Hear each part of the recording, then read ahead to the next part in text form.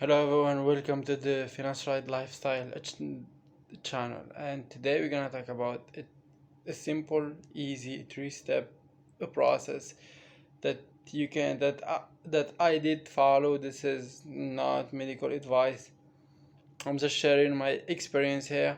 So this three-step process that I have used myself to get on Finasteride safely. All right. So the first thing you have to understand is that like most finasteride side effects are more of a nocebo effect. So like when it comes to erectile dysfunction and when it comes to like sexual side effects overall,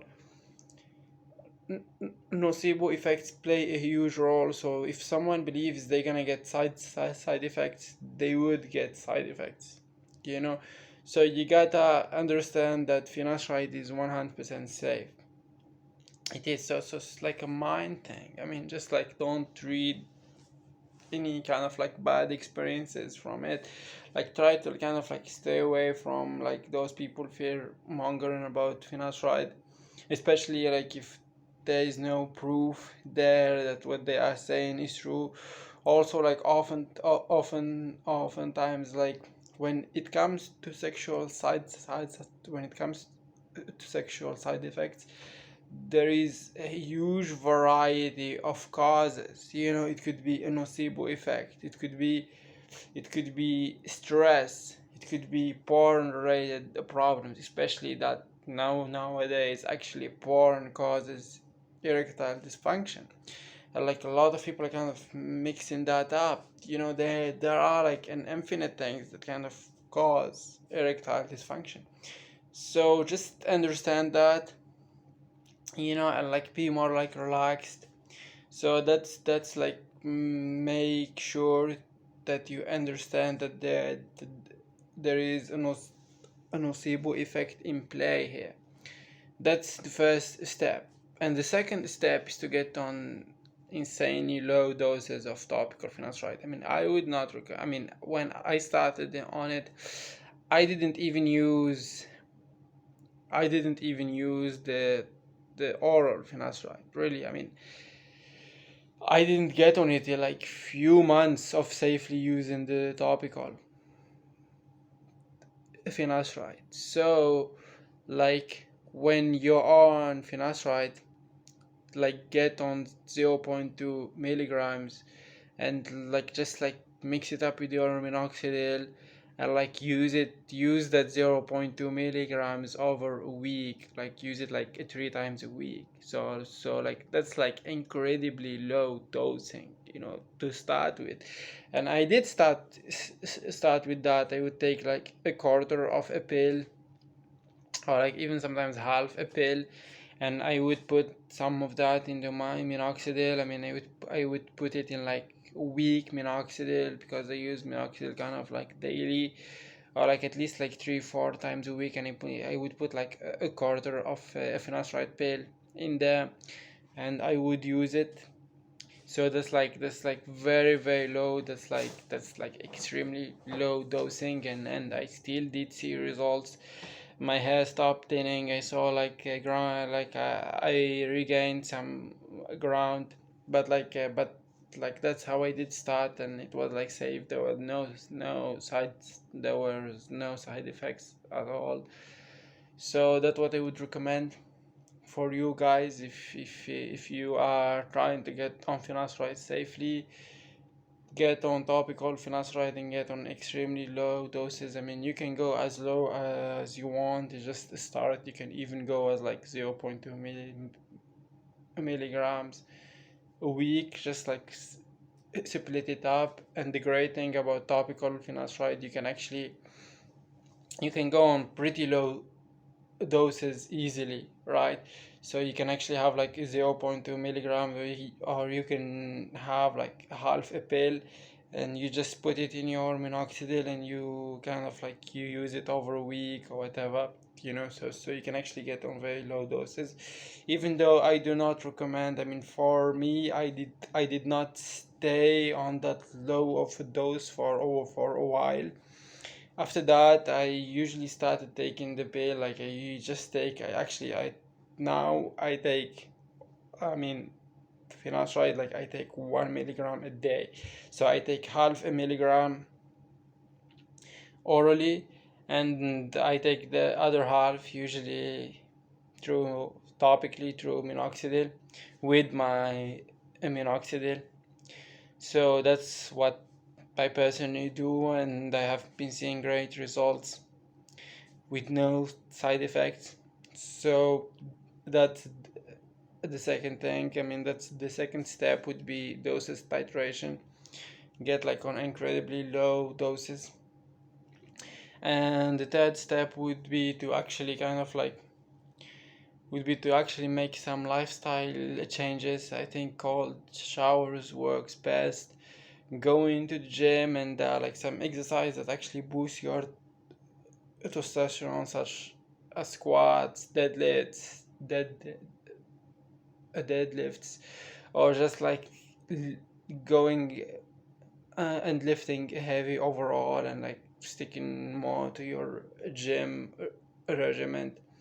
I found that actually works great for your libido. Also, when it comes to uh, uh, lifestyle changes, just make sure you're not using porn. I'm not one of those people who kind of like demonize porn, okay? But like if you're not sexually active with a partner and you are using porn, there are actually like strong evidence that it may be the thing that's causing you erectile dysfunction when you are with a partner. So because there's a lot of ED porn related cases, and you might confuse that with finasteride. So I think you should like look at all the things that may potentially cause ED and kind of like stay away from them. And porn is like a common thing. I think porn is extremely safe, especially if you have like a healthy sexual lifestyle where you actually having sex with other people, and you're watching porn as well. I think that's kind of safe. That's like that. I believe that is safe.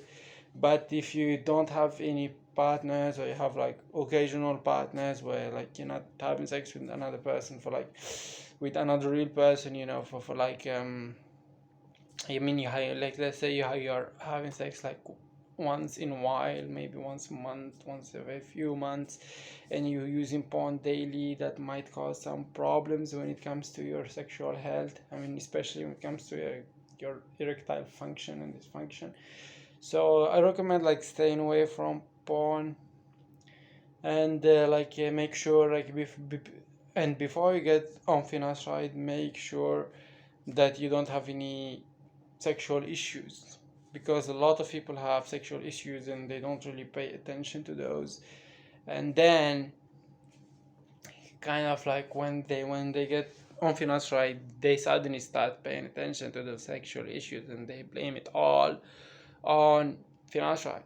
So this is like the three-step a process I would kind of like take for myself, that I did take. Just make sure it's a nocebo thing.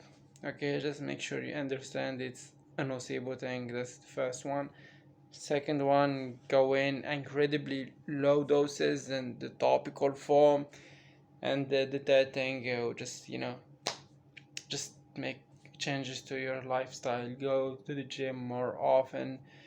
Make sure you're not using anything that kind of like can cause you ED. Use cold showers, maybe supplements, whatever, but that's what I did. I highly recommend doing that. And like finasteride is very safe, and it's the only thing that's gonna save your hair. Minoxidil is not gonna save your hair transplants. They're not gonna save your hair. No, nothing really is gonna save your hair except for like a solid topical. I mean, a solid 5 alpha reductase. Basically, that's the 100% thing that's gonna save your hair. So please, guys, please, if you wanna keep your hair, all right, and if you do care, like get on finasteride and like Like there are like tons of ways that you can get on it safely, and don't listen to all these people fear mongering about it. Yeah, I mean some people do get side effect from finasteride, but for the majority of people, finasteride is extremely safe, especially if you test in the waters before you start and you're going to do a very low dosing. It's 100% safe. For me, one of the things that I do regret is not getting on finasteride earlier, so I lost a lot of ground.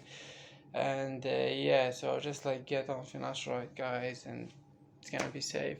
It's gonna be safe. Just don't give yourself a nocebo effect, and live a healthy lifestyle, and make sure to check up with a physician that you trust to make sure that there are no other issues and whatever. This is not medical advice. I'm just sharing out my experience with you guys. Thank you for watching, and see you on the next video.